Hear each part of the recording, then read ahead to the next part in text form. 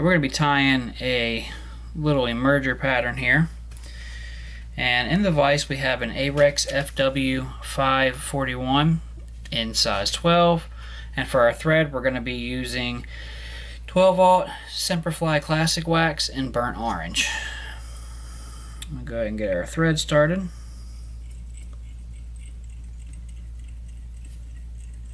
Now, I bring this down to almost where I'm going to tie in my stripped quill. So we're going to be using a hand-stripped peacock quill here. I have a little package. I've already stripped them myself.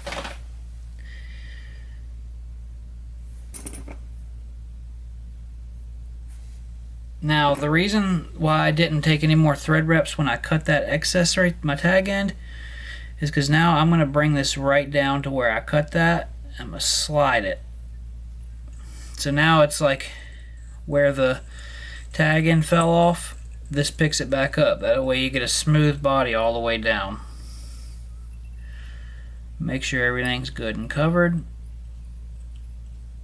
And then I'm going to spin my bobbin here, spin my thread, flatten it out.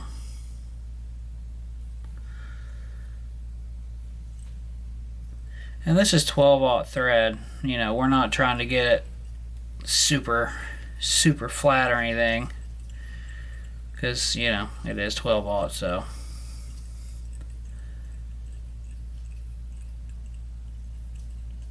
And this is a size 12 hook, so it doesn't have to be perfect. And this is all going to be covered with resin anyway. We're just building up just a little bit of a taper here.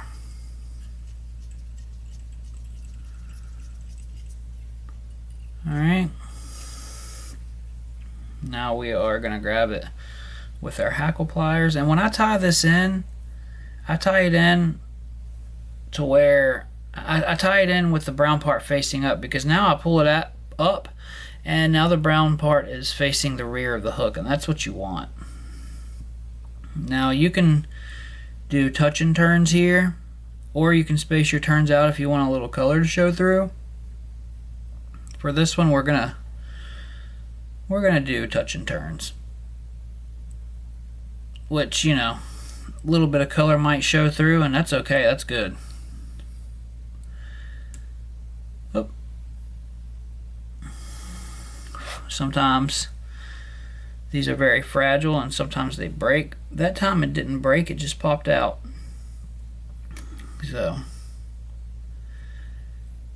these are very fragile too, so you do have to be careful with them. So again, we'll just bring it back forward. This time I will loosen up and not hold it as tight.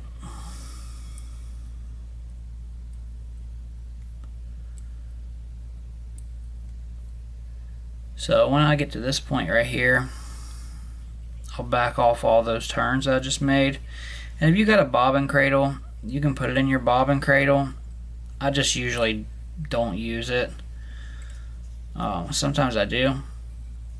This vise does have a bobbin cradle. Just bring that up over there and catch it.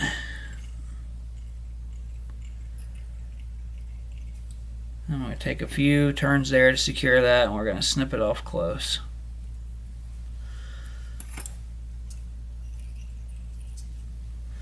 Okay, then we're going to use some Semperfli UV resin here.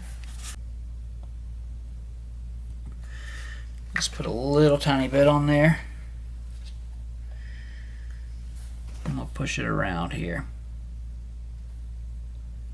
I like Semperfli resin because it's not super thin, but it's not really thick either. And it doesn't like get all dull. You know, it stays shiny.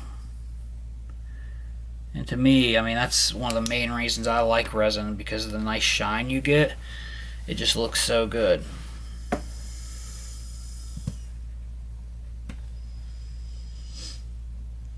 Next up, we're going to grab a CDC puff, and this is almost like an olive brown color. And I like to have it to where the point just barely comes past the rear of the hook. Just set that on there and tighten it down a little bit. And now we're going to taper this down towards the eye. So I'll just pull this up and hit it with a cut straight across. And now these pieces like this that are just kind of wayward, I pop those off.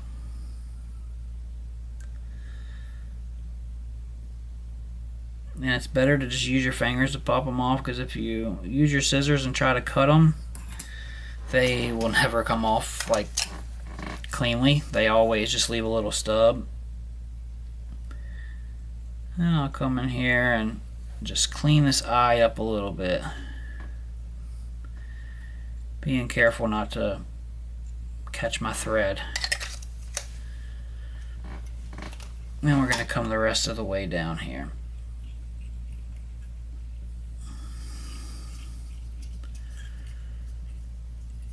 Make sure this is nice and even. Alright, then we're going to be using some saddle. This is a speckled badger, like a golden badger that's speckled. And I like to strip one side of the saddle. I think it gives it a much cleaner look. You do what you want to do when you do it. And again, you know, if you're fishing this fly and you're not giving it to a buddy, or you don't care what it looks like, you don't have to strip it. But I like to make like fancy looking flies, so I strip it. So we're going to bring this all the way back, and I'll leave a little bit of bare stem. I usually say it's about a half of a hook eye's worth of bare stem that I'll leave. And the reason why is when you go to wrap that feather, it's going to give it a smooth first couple wraps, and you're not going to catch a bunch of fibers when you do that. I'm going to tilt this back just a hair. And then we're going to bring this forward. Now we're going to do touching turns with the feather. You want each wrap to touch the last wrap.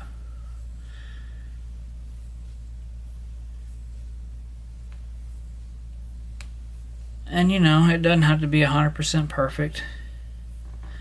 Then we're going to lift it straight up in the air. Then we're going to catch it.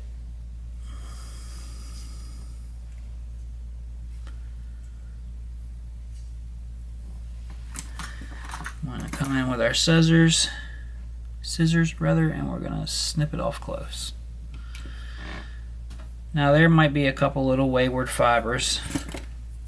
That's really no big deal. I prefer to use a tweezer to pinch those out of the way. But before we pinch too many out of the way, I'm going to whip finish here. Actually, I'm going to do a half hitch knot. I'm going to grab our half hitch tool.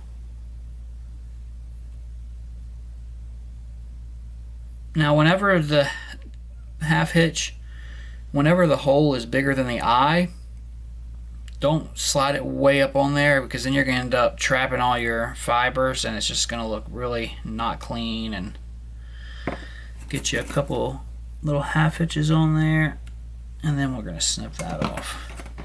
So now I like to come through and clean up the wayward fibers there. Again, same thing with the CDC.